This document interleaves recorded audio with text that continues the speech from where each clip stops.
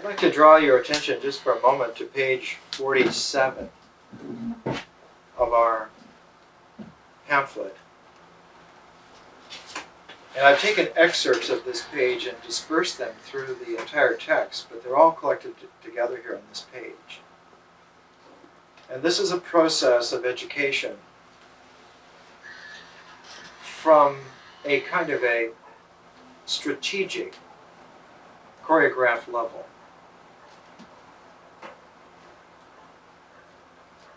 And the first sentence here is, the teacher and teaching opens a channel.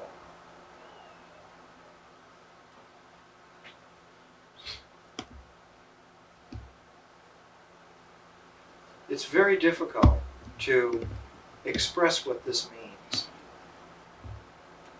I used to talk about education in the following way. I used to say that in learning something completely new,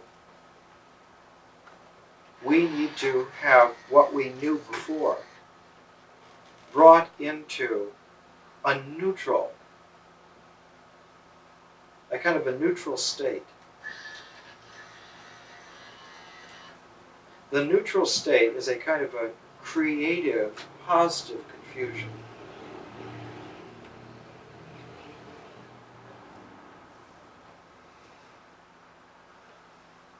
It's like speakers who took 1930s Toastmaster instruction knew that you had to begin with a joke. You always began an evening speech with a joke, because the joke broke up the staid quality of the listener. When you're settled in, really heavily, profoundly, statically settled in, you can hear nothing new. One needs to have space of agility of the ear to hear something new. And the Toastmaster joke, standard joke, was meant to mix it up. The esoteric origin of that in ancient ritual was the use of an instrument called the Systrom, which was the personal scepter of Isis. She would shake the Systrom. The Systrom is a non-tuned, chaotic string hand instrument that was meant to disperse the spell of ordinariness, because the ordinary hear, the hearer, the hearing, the ear of ordinariness cannot hear anything new, and wisdom is always new. Why is wisdom always new? Because it is always a fresh now. And if hearing is not able to be open and mobile, so that it can at any instant light someplace new, nothing can be heard. And so the ancient Paraprajnamita saying was, awaken the mind by not letting it light on anything.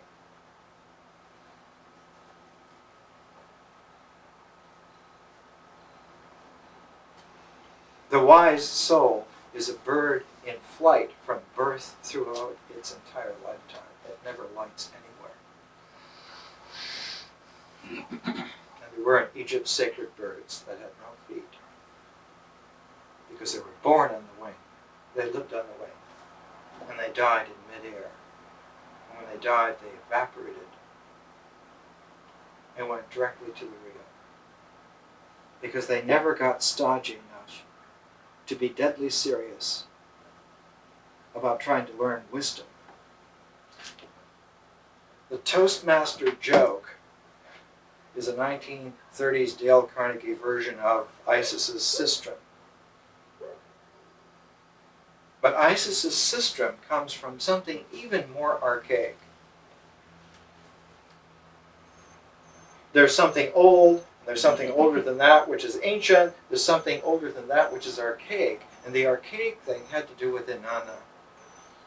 And Inanna was always approached by riddle language. Her presence would only be there if someone could have a kind of a riddle language. And that riddle language had to be in a chant mode that had a very interesting play of a melodic quality, weaving itself into a rhythmic quality.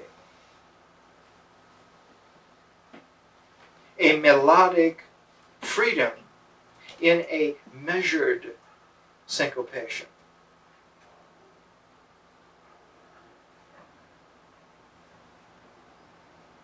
The laughter of the melody is the only way in which the structure of the rhythm of life can be given articulation and thus mobility. While the drumming rhythm establishes existence, it's only by the melodic lyricism that symbols occur in the midmost space of the mind, because there's no ground in the mind for them to stand on. And so if you have thoughts that have feet, they're never going to be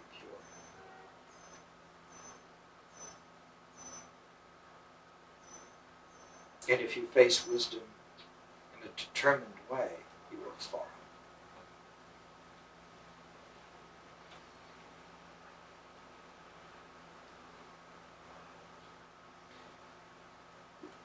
Inanna, it's called Holy Inanna.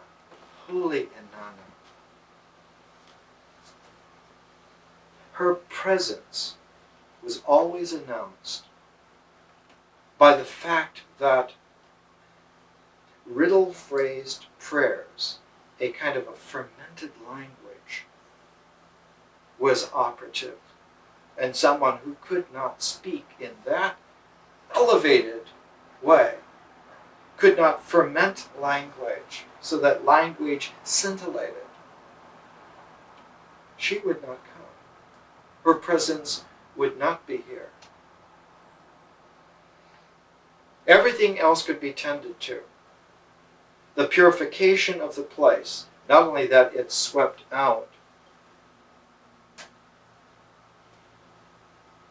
not only that those around the altar wore linen, freshly bathed, wearing linen, able to prepare a space for her presence to come into.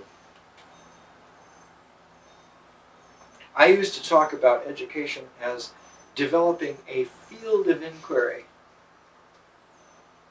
and that if the inquiry were established in a field that was so enriched that it was beyond the capacity of anyone to master, then people would have to drop their pretensions. The easiest way to going into a neutral, a creative confusion, is to be so outdistanced by intellectual scope, by philosophic profundity, by intellectual prowess, not to impress, but to baffle the staid, stodgy, worldly, ordinary mind that's trying to hear something wisdom and cannot. Impossible to hear. It all goes back to the archaic language of Inanna, because it's the first time that written language was ever used. Now, oral tradition goes back countless tens of thousands of years, but written language only goes back about 6,000 years at the most. A written language discursive enough to contain riddle gestalts is only about 6,000 years old. And the ability to sustain riddle gestalts is co-present with civilization. There never, not ever, was a civilization on this planet before 6,000 years ago. There were cultures, there were highly developed cultures, there was no civilization. There's no fantastic civilization that flourished 25,000 years ago and vanished. It never happened. Because civilization is the prismatic form of a certain quality of person. And once that quality of a person is established on a planet, it never leaves. And though there are ups and downs, there are never regressions past that point. It's true there are dark ages when civilization doesn't work, but there are only dark ages and civilization only doesn't work in certain parts of the planet. In other parts of the planet, the civilization is very high. There's nothing more grim than early 8th century Europe. And that's the apex of Chinese civilization. The high-flown Tang dynasty is just superior. At a time when Europe is having trouble even keeping together bands of brigands. What's important for us to understand is that myth as a language, is the storytelling rhythm that takes the existent objectiveness of the world, its certainty, its security, and weaves a melodic line in and out, sews in and out, and weaves that in such a way that the plane of existence becomes plowed by the language opening up existence to give it articulation, and a new quality, like a fabric, comes out. Existence has a good plane, like the unfurrowed ground. It's the perfect image of existence. The land. The pristine primal land, untouched by any human hands, by any civilization, by any man, just virgin ground, is completely the natural image of existence.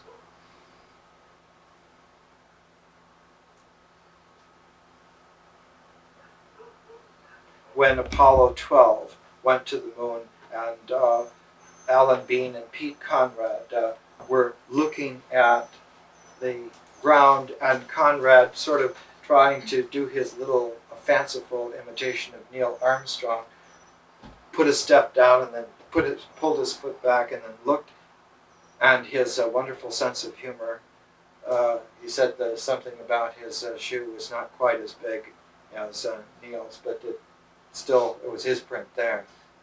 It's his quality that the moon was a virgin existence. Let's say that again. In all of the 4.5 billion years of the moon, there was never a footfall on the moon until this time of the year, 25 years ago. Next Saturday will be the 25th anniversary.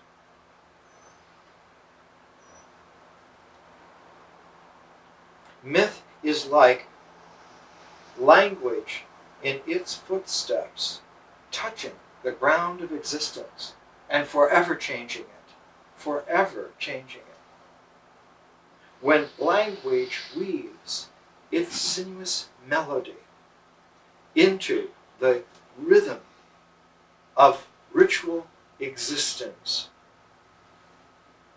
a new fabric occurs, and that fabric, in its largest sense, we would call culture. Myth establishes culture out of existence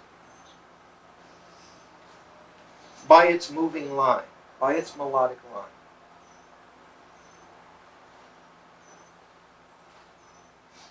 Now, any really good mathematical analysis always begins with the real line and its movement and its measurability. And you can go a long way from there, but you have to go from there. And this is what we're talking about today, is the way in which a mythic line establishes its beginning weaving motion, a woven language, which is a fabric, which is the garment of culture, which clothes the naked existence. Now that's a lot of metaphor, but it's meant to convey something so primordial that in archaic times, in Sumerian times, when Inanna, holy Inanna, when her myths were some of the first myths ever written down by any human beings on this particular planet, all of the elements that we've talked about so far are included. Her body, her naked body, her naked goddess woman's body was existent. Not just extant, but existent. Image of existence itself. Untouched existence.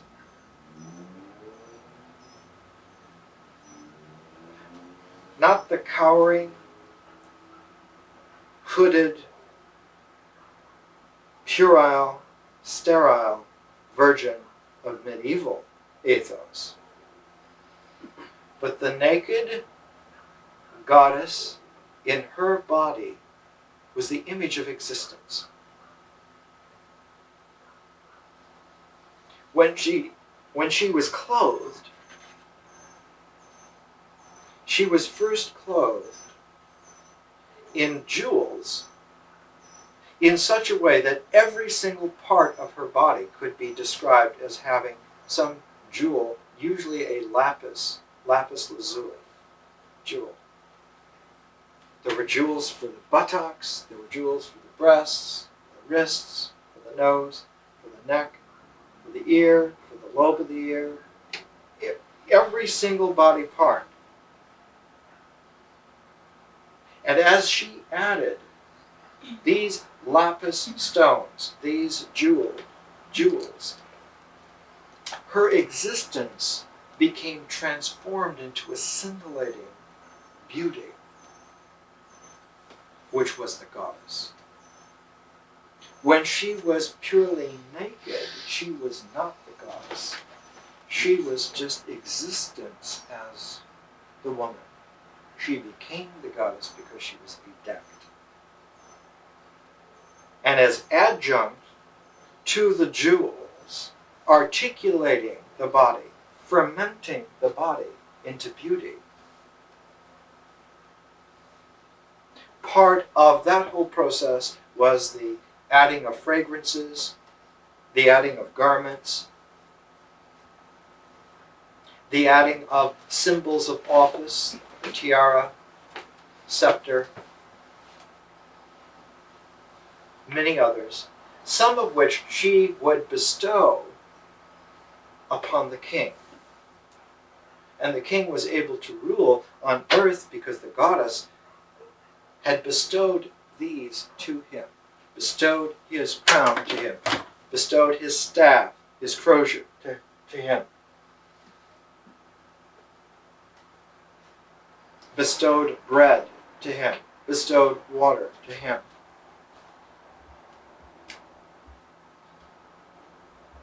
But none of this would happen if the king could not make a presence for her to be.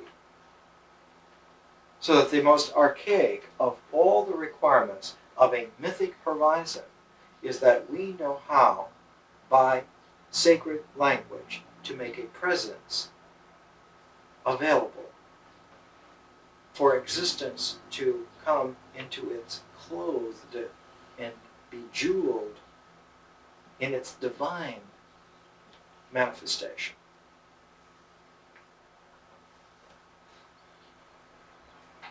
One of the epithets for Inanna was Ninagala, which means queen of the palace. She's queen of heaven, but she is also queen of the palace. Her queenness of heaven is brought in presence into the palace, and the palace has then the capacity to do like in heaven. Can do on earth as in heaven. The king can do on earth as is done in heaven, because she has brought her presence there to the space that was prepared by a certain quality of language. And so mythic language was essential in archaic times to prepare a space where existence could transform itself into a divine presence and allow for the clothing of culture to come to men. It has nothing whatsoever to do with false histories. Just as ritual has nothing to do with superstition, myths are not false histories. They are very truthful, accurate, necessary, absolutely necessary. They are the transformational media by which existence becomes mind. Without language, mind will not occur.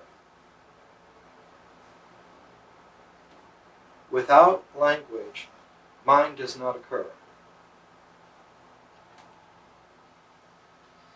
The inner objectivity of the world of objectively occurring ideas is impossible without language transforming existence. Transforming it by making its articulation more and more filled with space, more and more filled with the capacity for completely novel movements, for new gestalts, for the unknown to come into being, so that when the process of purity is far advanced, the mind is mostly pure space, pure mobility, pure agility.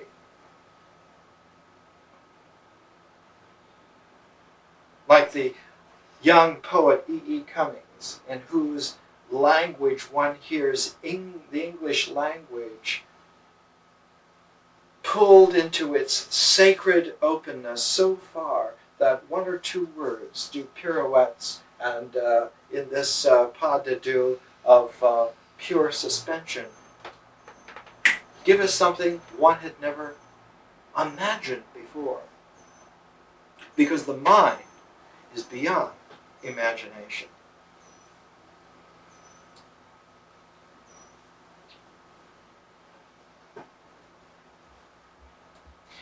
Inanna, the kingship was always a gift, a descended gift from heaven to earth. Always to the king. Always by the goddess.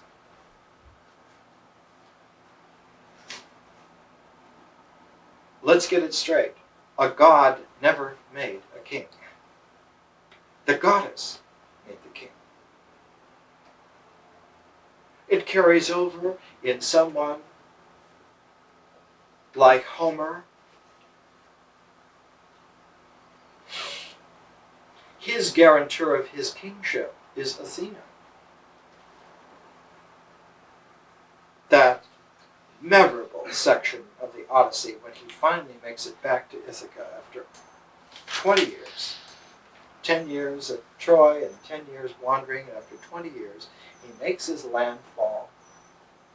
He's set down by the Phaeacians with all of his treasures and tripods and sound asleep, and when he wakes up he realizes that he's on the north end of Ithaca, and there's this nice little cave that's still there.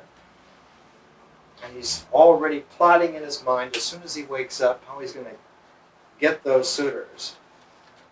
Those 105 guys making passes at his wife, making life hard for his son, eating his food, ordering his servants around, slobbering in his palace. He's going to take care of them.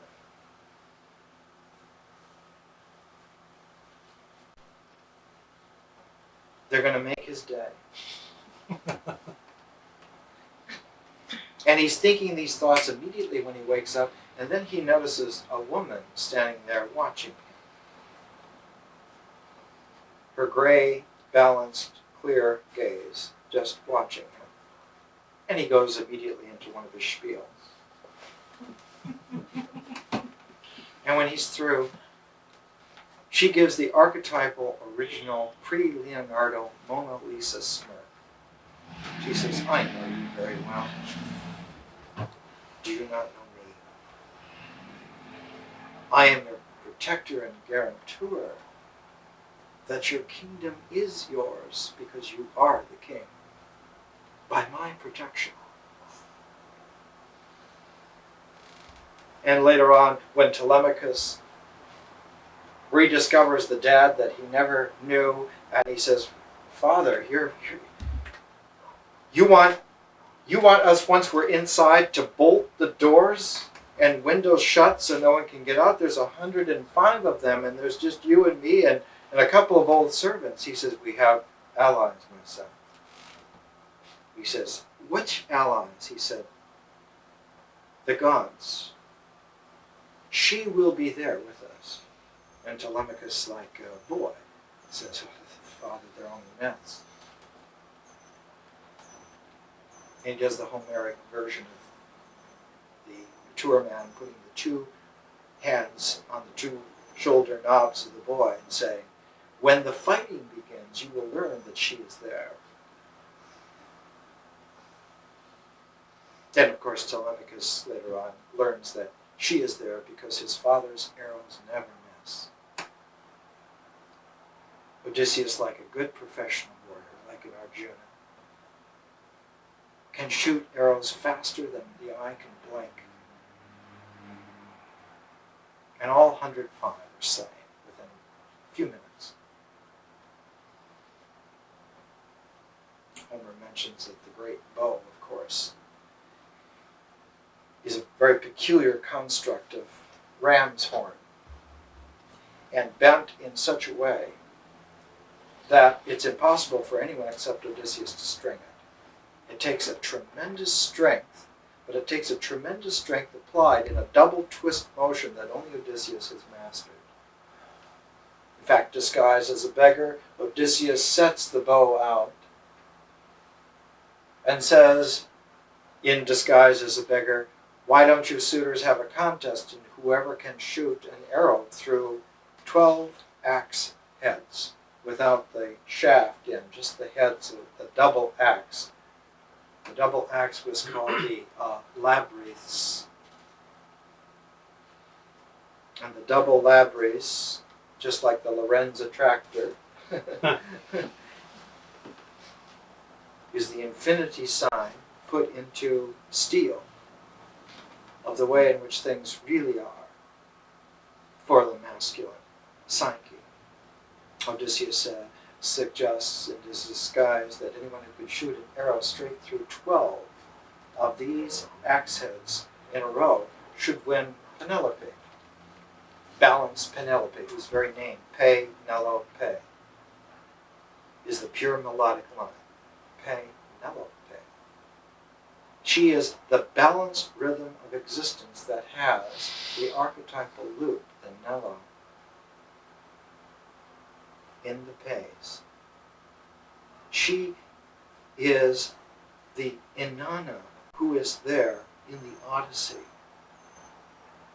who is there because she embodies the clear, gray-eyed equanimity of Athena in her body, and she is the presence of Inanna, the presence of Athena there.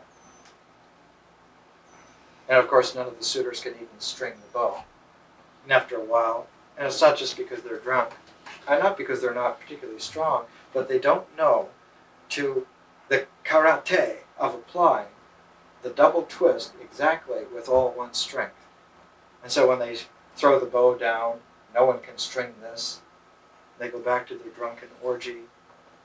And Odysseus, disguised as a scruffy old beggar, he's had to sleep outside of his door during the previous night because they wouldn't let him in the hall. He was just a beggar.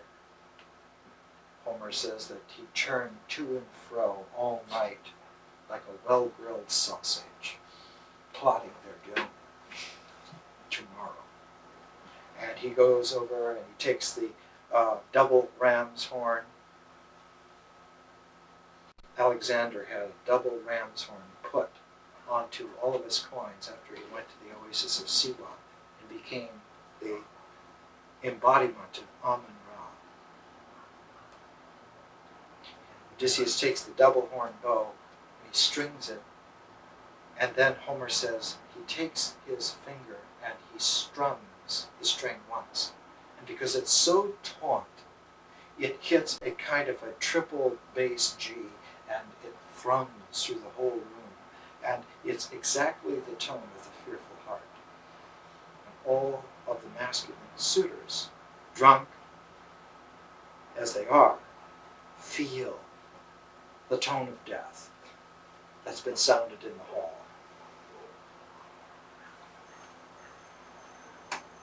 And Odysseus, when he stands up with the same motion, Homer says, he flings off the beggar's wraps.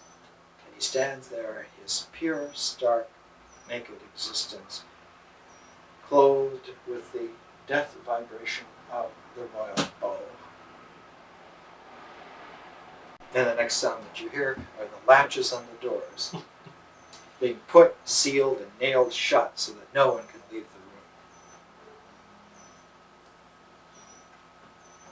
the room. This quality, although for show he shoots an arrow through the 12 axe heads just to show that he is the king. It's very hard to shoot a single projectile through a series of 12 arranged spaces. It's very difficult. It's almost impossible. It takes the pure note of the true spiritual poet to raise language to the specific penetrating ability to go through a series of 12, like the 12 hours of the night, like the 12 apostles, like the 12 signs of the zodiac, to shoot a single penetrating, weaving line, one-dimensional movement, all the way through. If you cannot do that, a one-dimensional movement goes into a chaotic motion and eventually becomes self-avoiding. We call it today a knot. There's a lot of 1990 knot theory mathematics. It's very interesting now. It all goes back to the archaic beginnings of civilization. And someone who doesn't know this, someone who is not able to teach this, has no basis upon which to revive the failing civilization. Inanna is the most important quality to understand.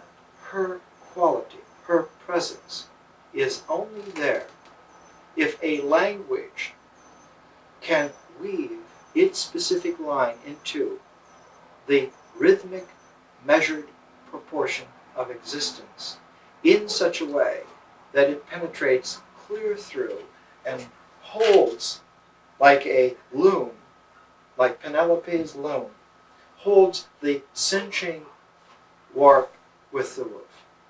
Only then does the fabric of life come into being, out of existence, and only then does the reality of the cultural life occur.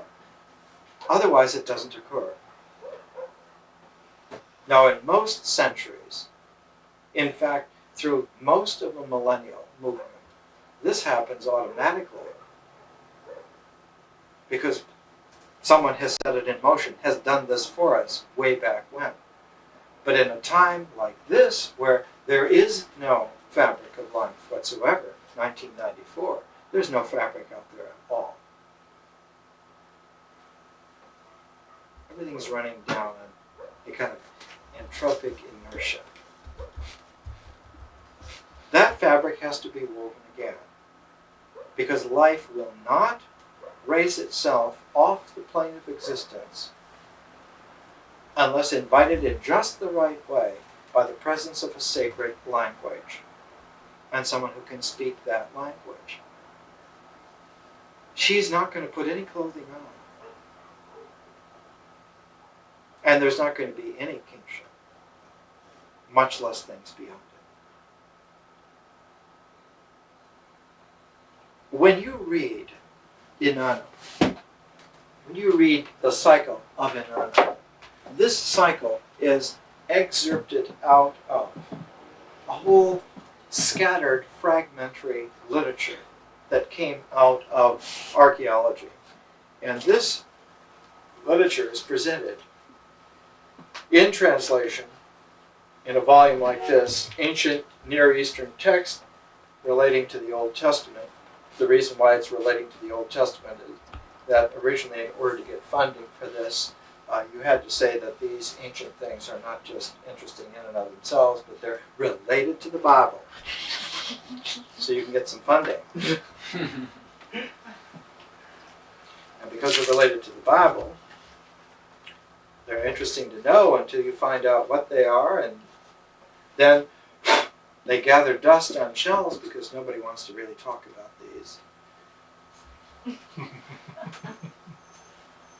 I've put some markers in here where all the sections begin that concern Inanna. I took a page and I made a kind of a Mad Magazine gestalt of putting little tiny comments here and there on the margins and on the edges so that no one could read this as ordinary information page like you would find handed out at the latest motel conference on how to put a civilization together this weekend.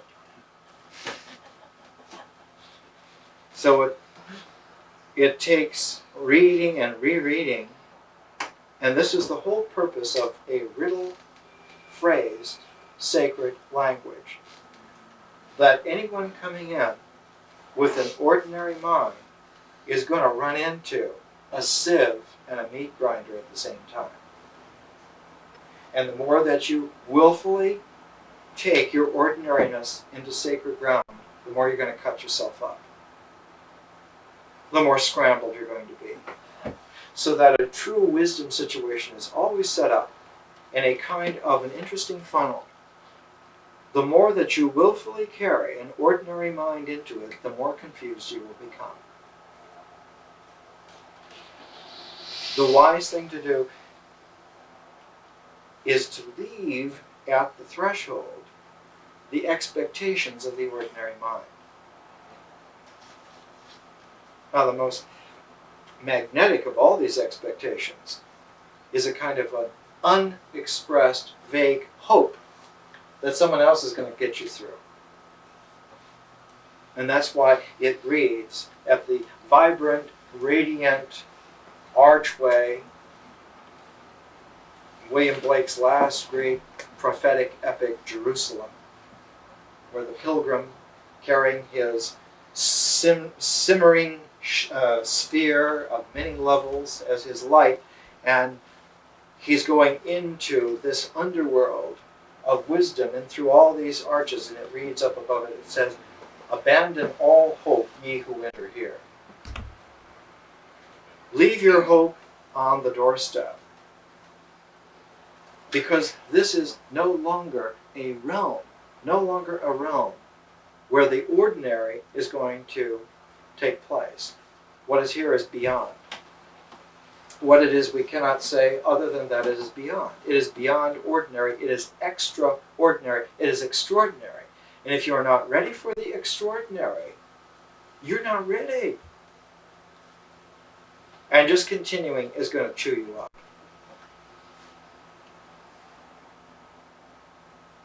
So all the ancient protections of wisdom traditions, keeping the profane out, was not that they're going to somehow steal the thunder and make money with sacred things. It was just merely to keep them from dicing themselves up, hurting themselves.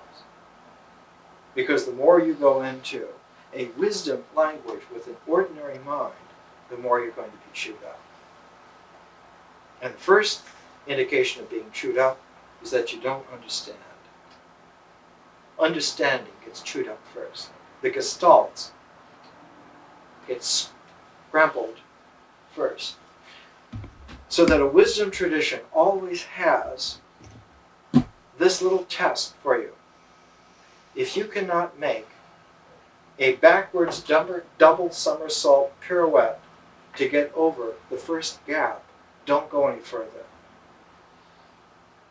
And if you're absolutely convinced that you cannot turn around and make a double somersault pirouette over this gap, go back to the ordinary and wait it out. What is it in Indiana Jones and the Last Crusade? All these little trials that Indiana Jones has to go through and to get to the Grail. And my God, the first one is that anyone who tries to go in through this doorway gets beheaded. You lose your head, first thing. Right? They have the little fodder person that goes in there, and you hear this whirl and swirl, and you see the Spielberg glow on his face in horror, and the next thing you know, the head is rolling down. You're going to lose your head. It's just like in Heinrich Zimmer, The King and the Corpse, where the black magician says, in order for you to save yourself from the people plotting against you, because there are always people plotting against you. It's this world. You're always going to have to try and save yourself from them, and there's always going to be some magician that's going to say, well, I can show you how, but it's going to cost. And you're going to have to go to this graveyard, and not one of these clean forest lawn things, but one of these ancient graveyards where they're burning corpses and the stench of death, and there's this corpse hanging from a tree, and in the glow of all the fires burning there, this hell and this Gehenna of the cemetery, of the burying ground, of the death field.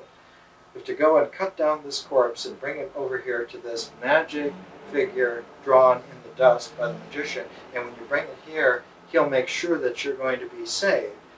And every time the corpse is cut down by you going over there to carry it over to where the magician is with his little pentagram drawn in the dust, the corpse opens its eyes and asks you a riddle, tells you a riddle, and says, if you cannot answer this riddle, your head will explode. It's always a riddle, just like Inanna, just like any wisdom tradition. If you cannot answer the riddle, your head will explode.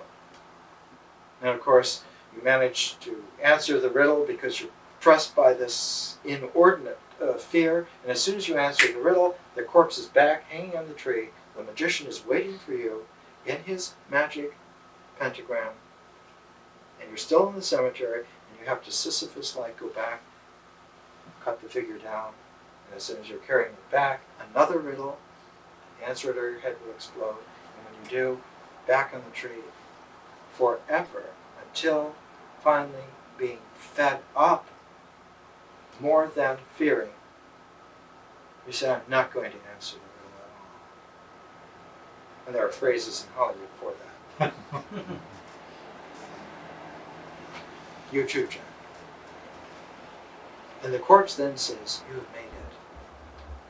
I was under an enchantment. I was under an spell by that magician. I was put there specifically to enchant you. Because when you carry me over there, he's going to cut your head off. As soon as you bring the corpse over, because his purifying rituals, he's going to take your place in this world. He's going to take your goods. He wants the key to your car. He wants the key to your house. He wants the key to your business. He wants your mailing list.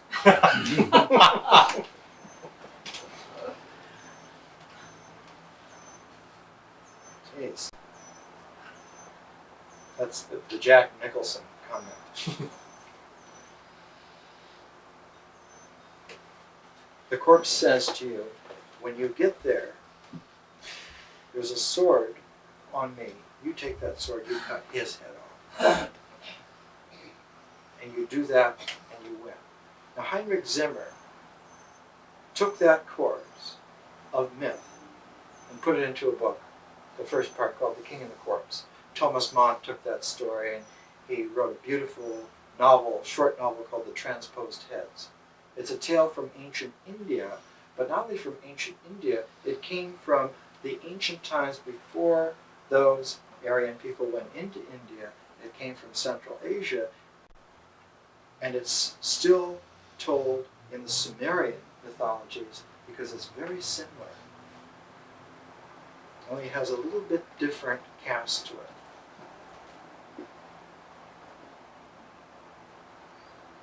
Inanna marries Dumuzi, who was the shepherd. But very strange things happen. And we have to take a break at this particular juncture. What does all this mean?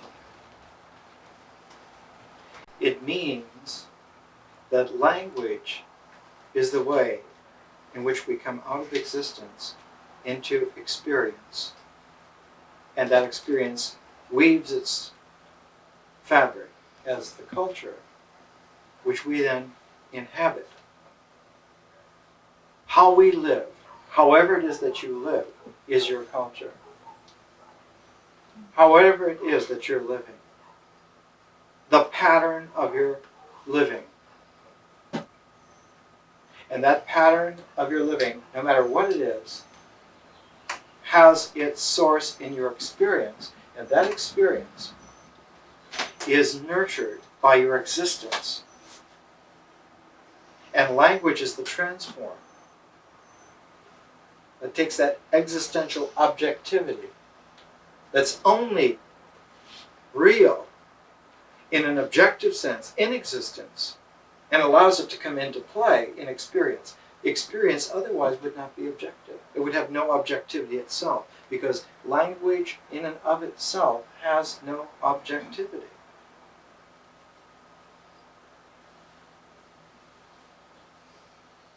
As Wallace Stevens says in one of his great poems, The Idea of Order at Key West, it would be sounds and sounds alone in a summer without end, noise among the meaningless plungings of waves. The pattern of sound, which language most assuredly is the very stuff, the very fabric of how we live.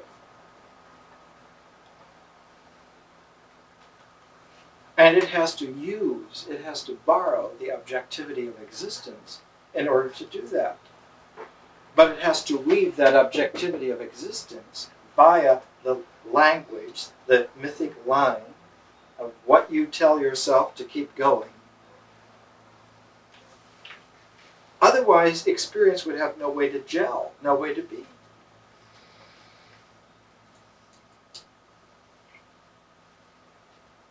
And that experience, that culture, is itself the transformational media that yields another objective level beyond that of existence, the level of civilization, the level of the symbolic idea, which is objectively real in the mind. And is so much more powerful than the plane of existence that can make super manifolds out of the plane of existence and make realms that never were in nature real.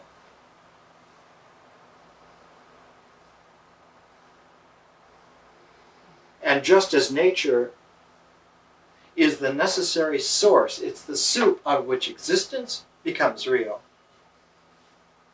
Mythic experience is the soup out of which the mind becomes real.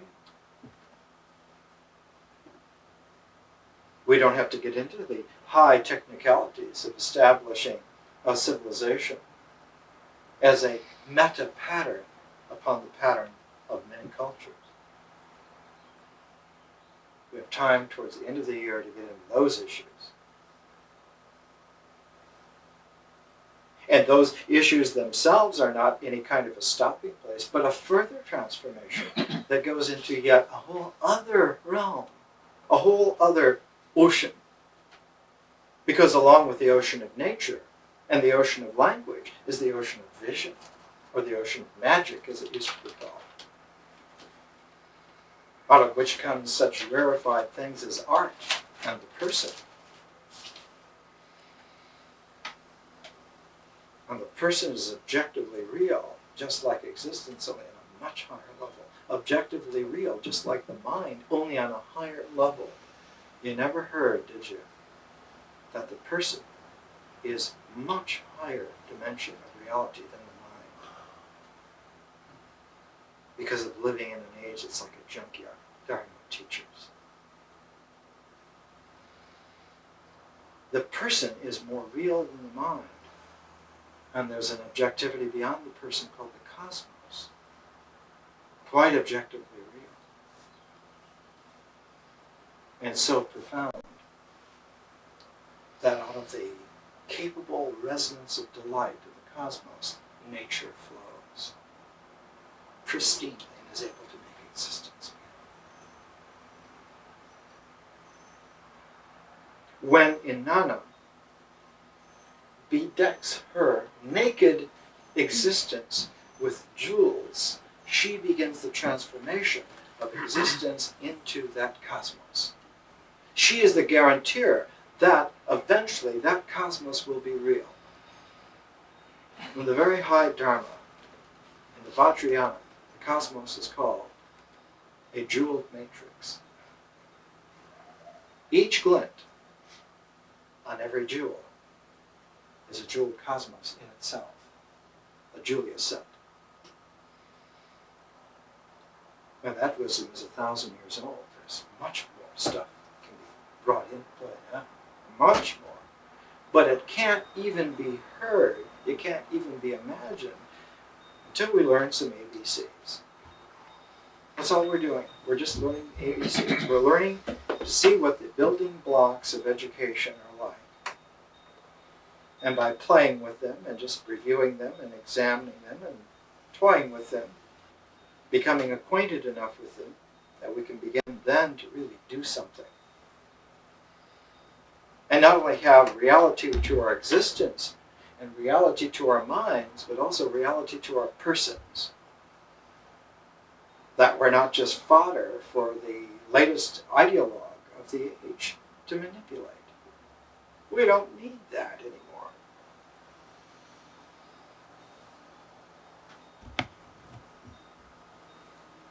We don't need any paper-hanging prophets. We've had enough Schickelgrubers.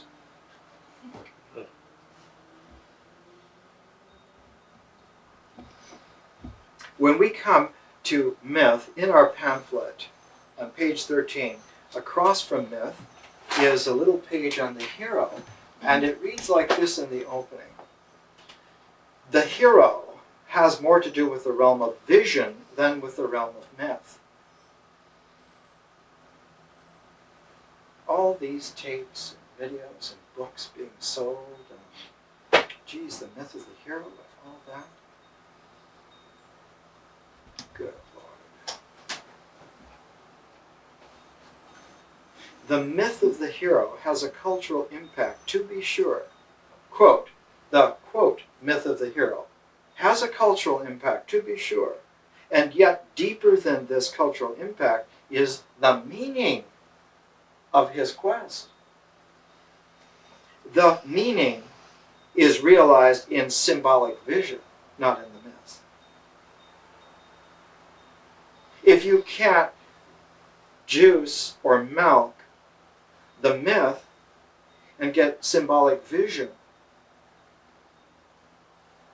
the best that you can do is to be a co-opted imitator in a play that runs every night and every day without end.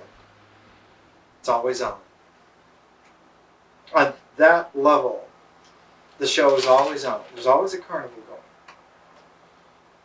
And there's no way to exit that endless merry-go-round of endlessly repeated dramatic dead ends, because that's what they really are finally. It's novel for the first million times, and then after that, it's you got to get out. Cabin fever time. After you have rescued your treasure from the dragon 999,000 times, you get jaded. Let him eat him. Let him eat her. Get a stomachache from a person like that.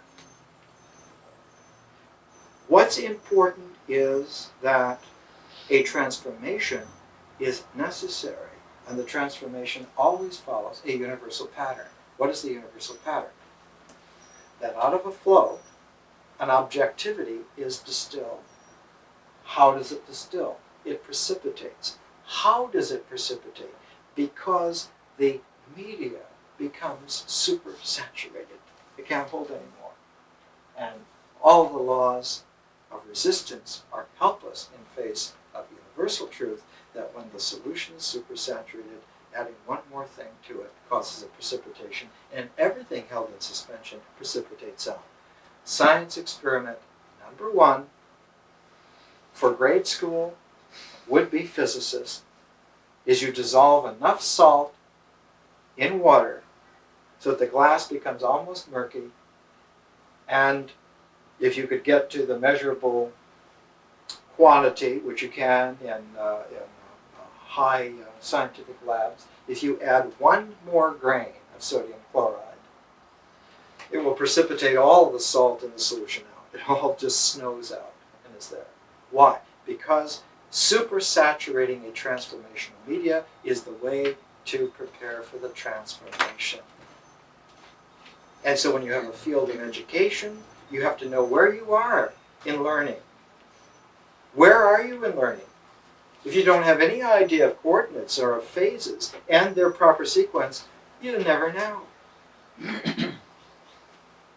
But if you can find coordinately where you are and supersaturate the medium that you're currently immersed in by enriching that field of learning to the ultimate level, the level at which your preconceived ordinary mind boggles, then you're ready for something new to come out. And the whole art of education is to bring you exactly to that level where it is exactly now in a supersaturated condition. And if you know what has been dissolved and held in suspension, you can pick the right cue, and you can determine consciously what form is going to come out, what crystal is going to come out of that. Because it doesn't always have to be a salt crystal. It can be anything.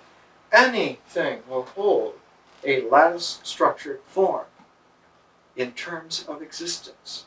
And you can tailor-make the existence that you're going to be working with.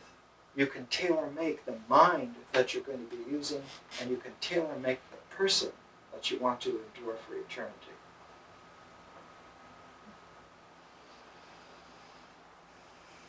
A lot of work? Yeah. It is a lot of work. What else is there to do? You've got to be somewhere else. Where else do you have to be? Sorry. Con su permiso. Yeah. So that later on, the descent, Inanna's descent into the underworld, because it gets stuffed into a cultural bind. When it was in Samaria, in ancient archaic Samaria, the time when Sargon of Akkad's daughter wrote down the first comprehensive cycle of Inanna, it was very pure. It was beautiful, as Diane Volkstein translates it. It was erotic, it was wise, it was scintillating. But that same culture, that same area of the world, got into big-time knots. How does it read? How does Inanna's descent into the underworld read when you get to late Assyrian, early Neo-Babylonian times, when she's called Ishtar? It reads like this. This is from Stephanie Daly's Myths from Mesopotamia, published by Oxford University Press, 1989.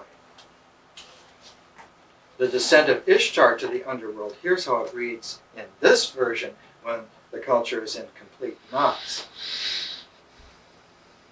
Ishtar, daughter of Sin. Sin is the father of Inanna. Not Christian Sin.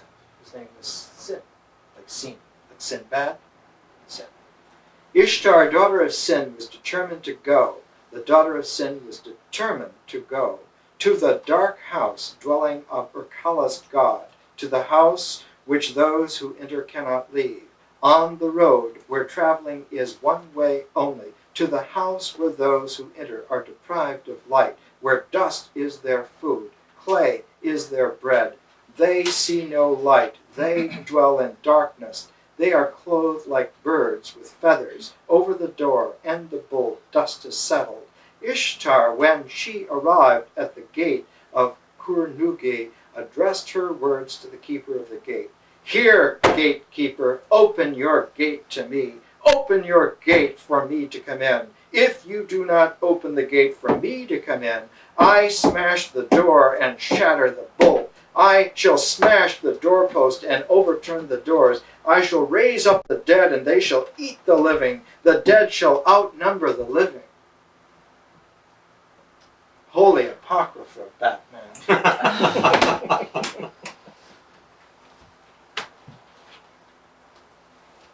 That's the stuff that Ezekiel had to face during the exile. And you can see how magnificent he was to pull a world-class cosmic vision out of that kind of ethos. Thank God for Ezekiel. What gets pulled out? It can't be another myth. Let's understand this. It can't be another myth. Let's stop shaking the dice and just going by chance happenstance. There's no way that you can get out of a mythic cycle by telling another myth. You think you're going to have some kind of super hypersonic personality because you got a myth for yourself? There are no myths for persons. Persons exist at least two orders in this universe higher than where myths occur. Myths play out long before the mind is real. And the mind plays out long before the person is real. Long before.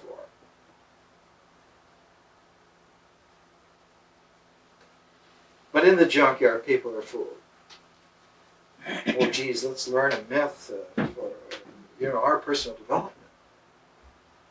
It's the devil's own. You have to have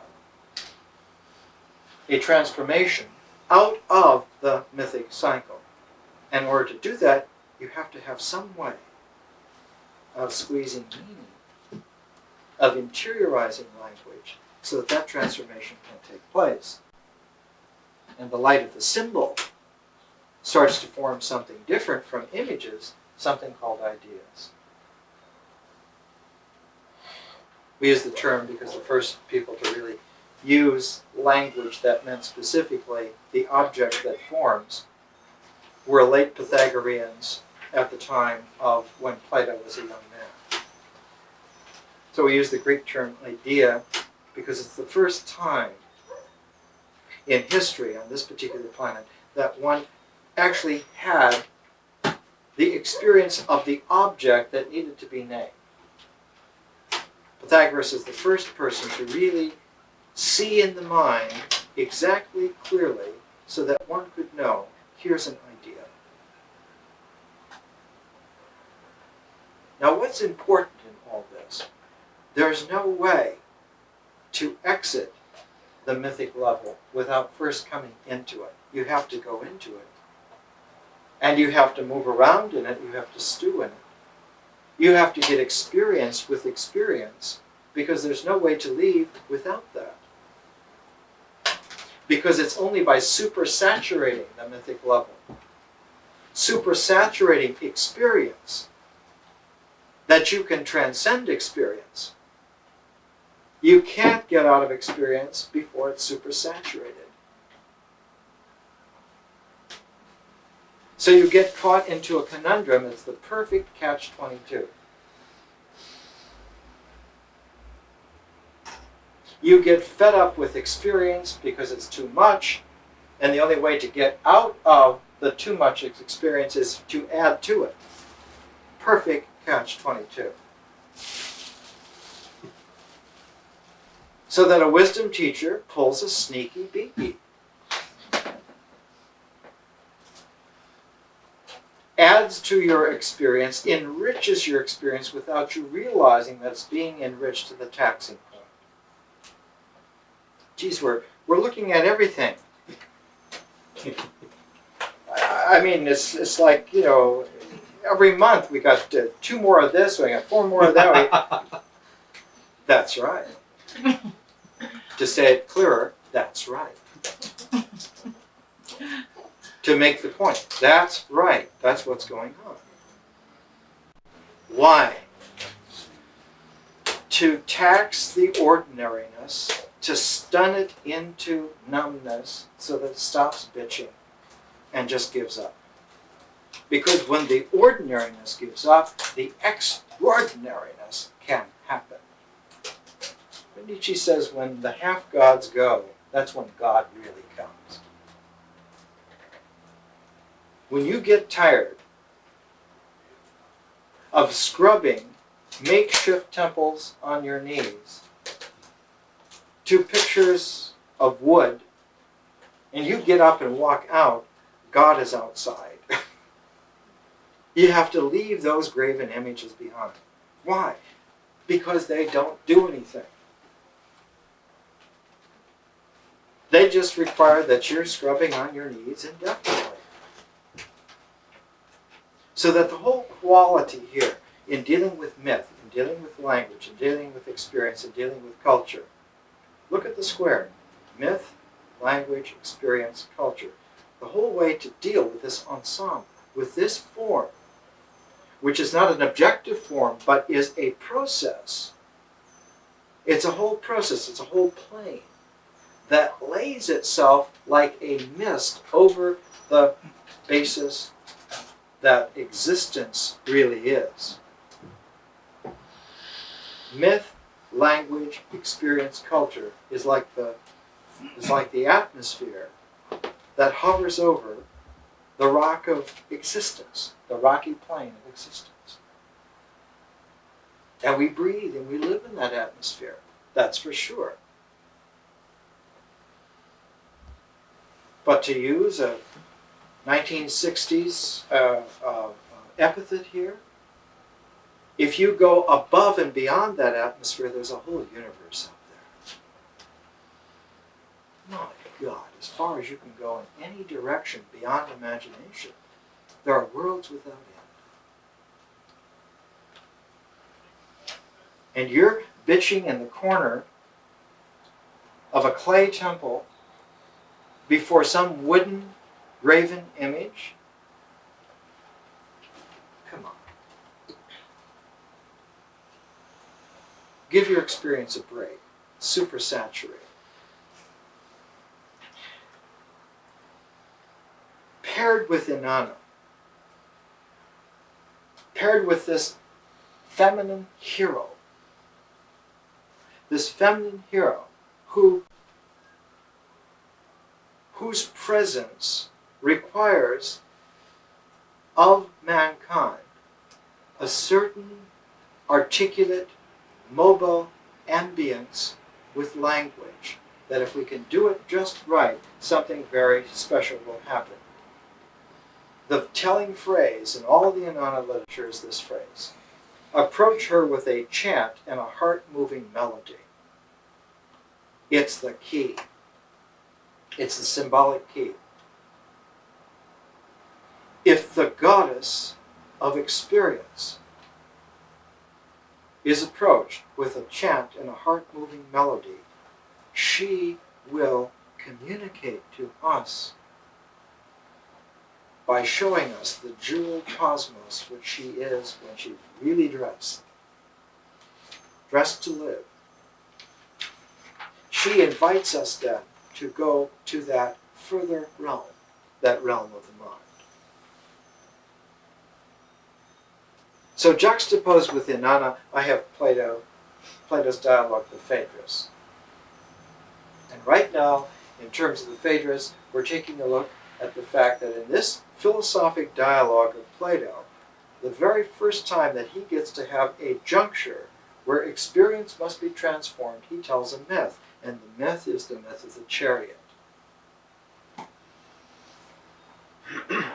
And that myth of the chariot not only occurs in Plato's Phaedrus, it occurs in the Kathy Upanishad.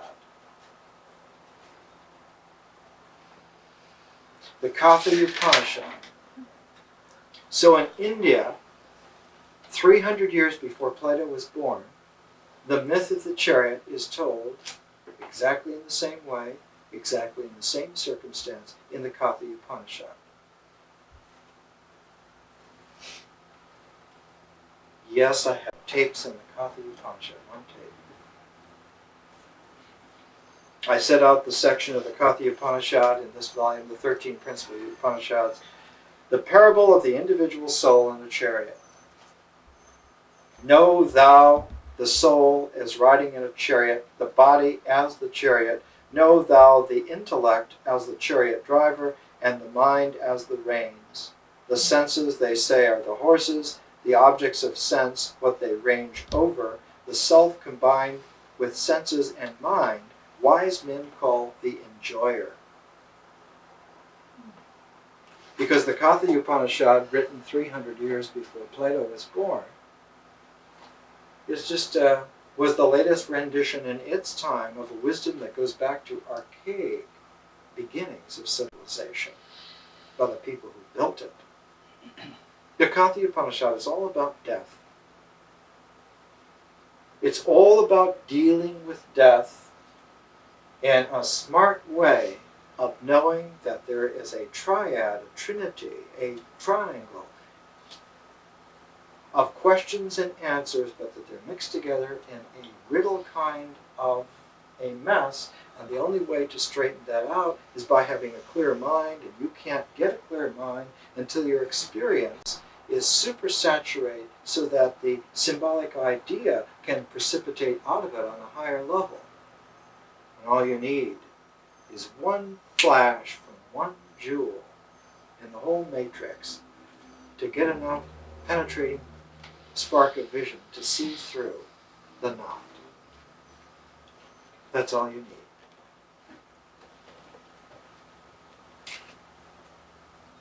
If we come back to Inanna, let's come back to Inanna.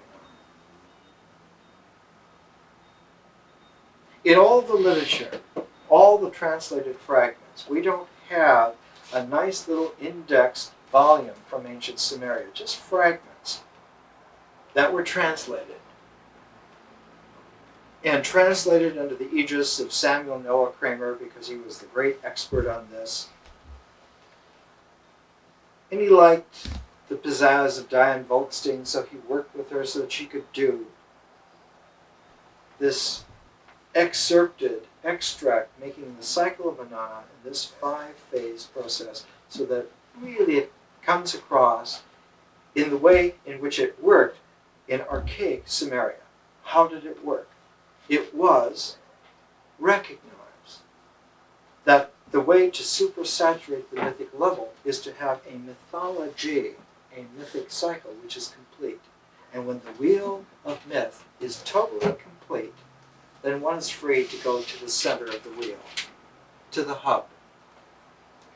Because you can't get off the wheel on the rims. It's spinning, and there's no way to get off. But anyone who's experienced knows that it doesn't matter how fast or how big the wheel, how fast it's spinning or how big it is, the center of the wheel is not moving at all. And you can just step right off.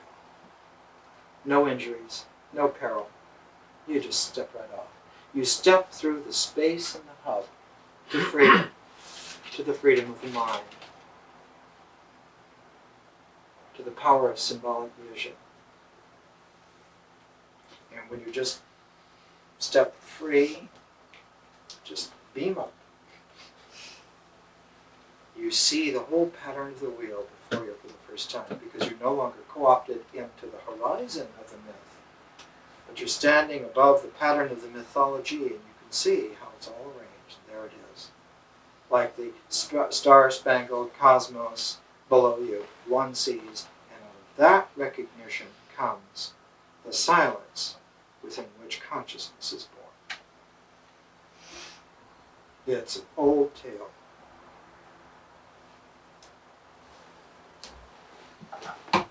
What does Inanna, the mythology of Inanna, the mythology of Inanna then has to be supersaturated. All we need is to experience just once any mythology to the point of being able to interiorize the meaning of the mythology and go to its center. Once we do that, we're free to go elsewhere, beyond.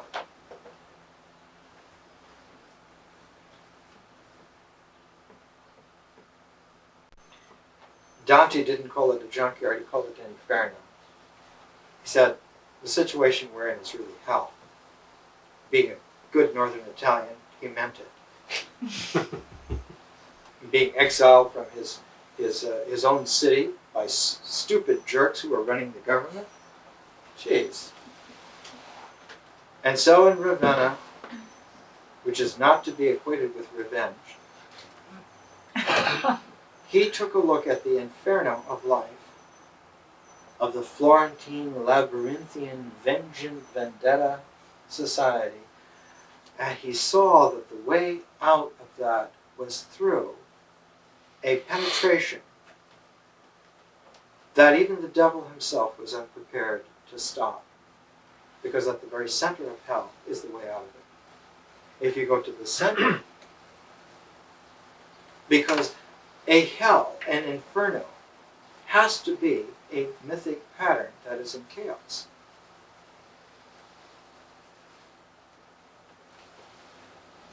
There's nothing else in this universe that could remotely resemble what people imagine hell to be other than that.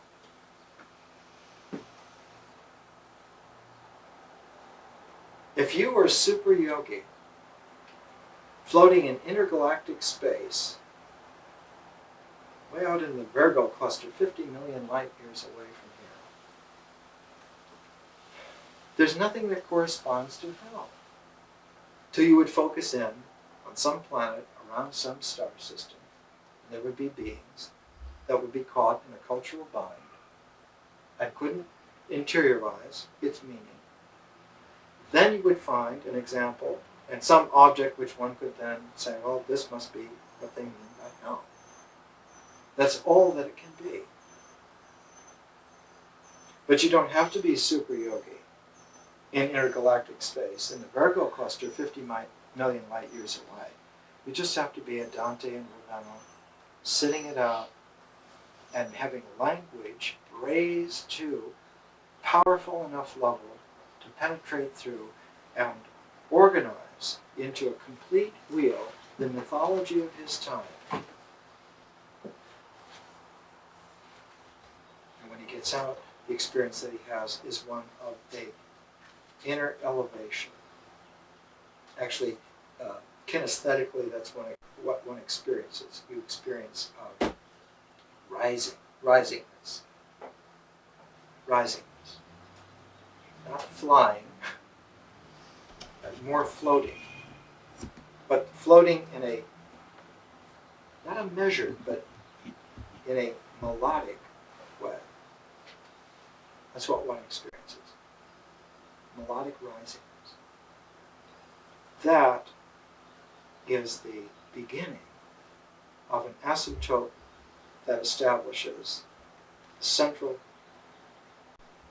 coordinate, the two other coordinates that makes the sphere of the mind. That's what it is.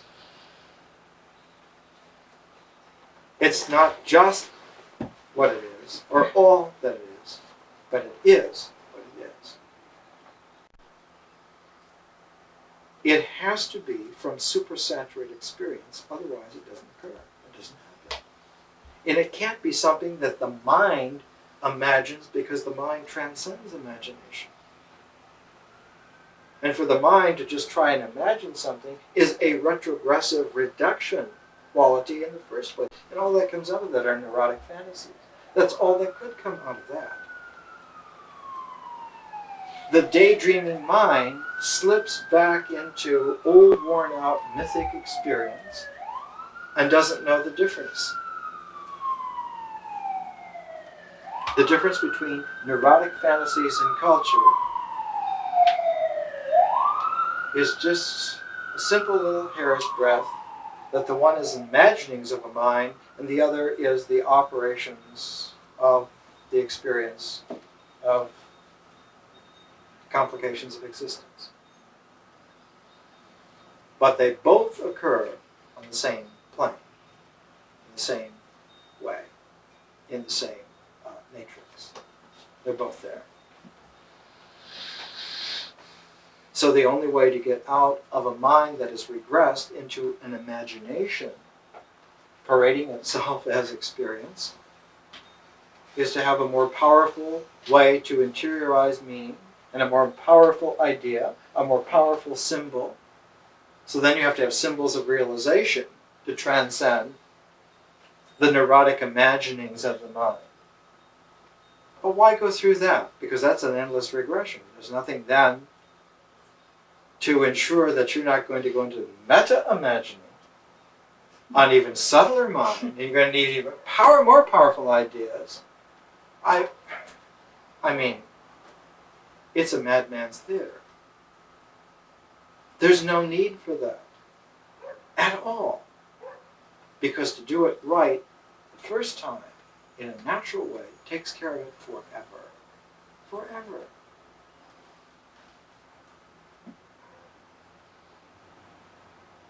If we look at the mythology of Inanna, we can see that the movement of the mythology is by virtue of the dance of the mythic image, the shimmering, the scintillation of the mythic image. So we have to look at the mythic image to see that in its permutations is the movement whose motion gives us the basic structure of the wheel, of the mythology. All of the facets of the mythic image are, in total, the circumference of the wheel of that mythology. They have to be. And once one knows that, once that is known, then it's a process of getting acquainted enough with the myths, with the mythic image in all of its basic permutations. You don't need them, every single one of them, just the basic ones.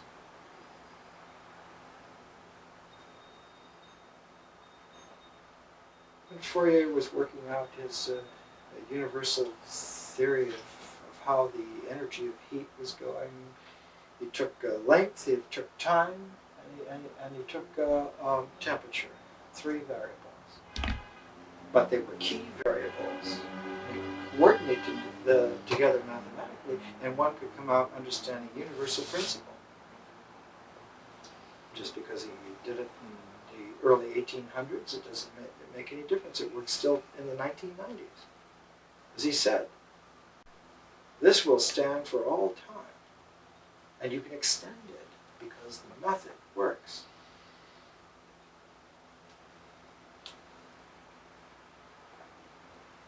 And he learned the method when he was in secret Egypt.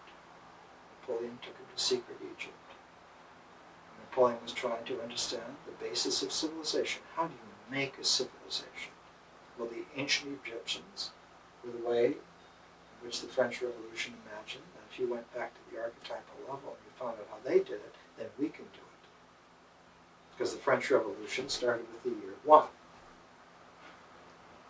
They said, this is not 1797, this is the year 1. Well, then the problem is, how do you really make a civilization that matches that expectation? We have to remake it from scratch. Well, who knows how to make a civilization?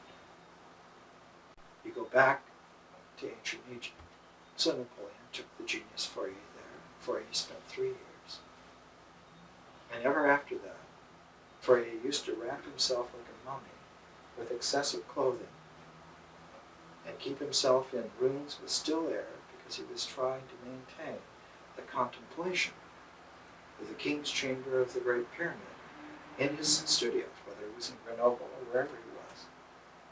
Unfortunately, it led to an early death because it so desensitized him that he was susceptible to the slightest draft. Caught cold and died.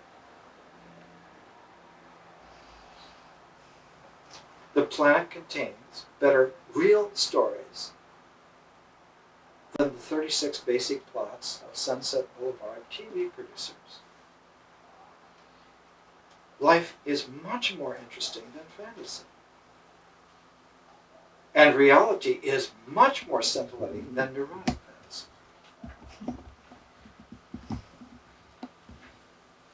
The difference here is that when we go to Inanna, we have to remember not to fantasize about Inanna, but simply expose ourselves to her myths, her mythology.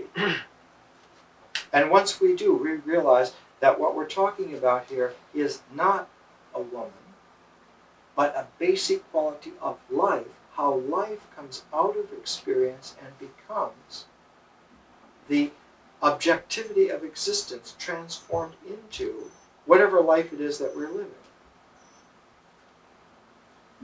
It happens to every single being, every single creature. And so, in order to keep us from spinning around on the wheel of Inanna, because we would certainly do that if we opened ourselves up to the myth of Inanna, time doesn't make any difference at all. We would be in that wheel with the ancient Sumerians. When Diane Volkstein was doing the translation herself, she got completely immersed in that, to be shaken awake. Anyone would.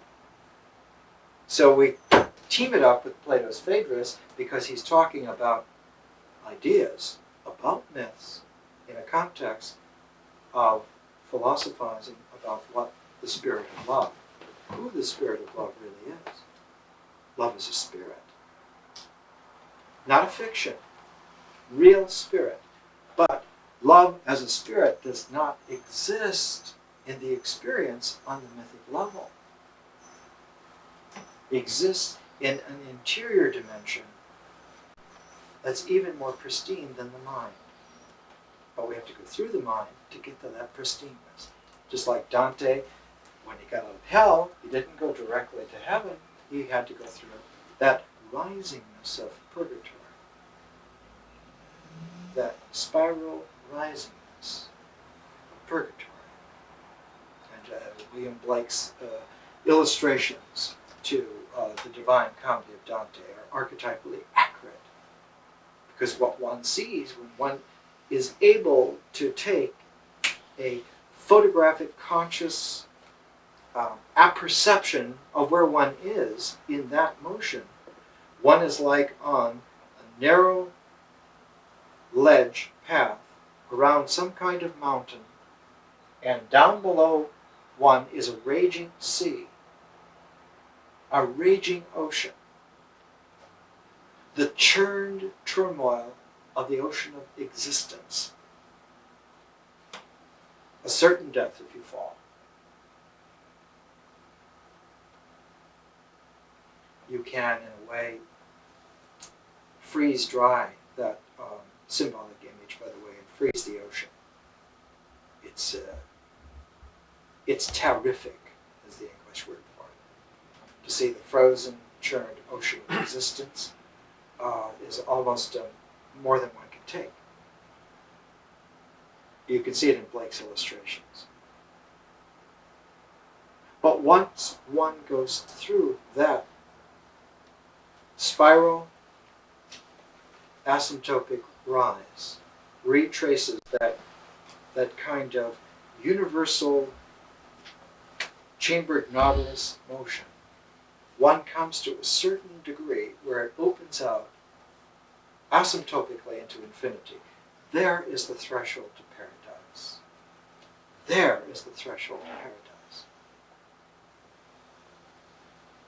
And Dante found that in paradise, that's where he saw Beatrice for the first time since he was 9 years old. She was riding in a car whose wheels were the very spirals paired in motion, filled with eyes, filled with wide open eyes. And she beckoned him to come across that threshold.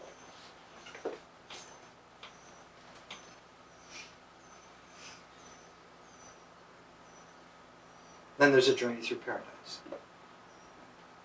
We use Plato's Phaedrus to keep us from being so immersed in the mythology of Inanna that we would become lost there. We would become absorbed into it. We would become assimilated into Inanna because it is very powerful. Extremely powerful. Well, I have my wake-up call, and so we'll come back next week, right here. Try and read Inanna. Try and read Plato.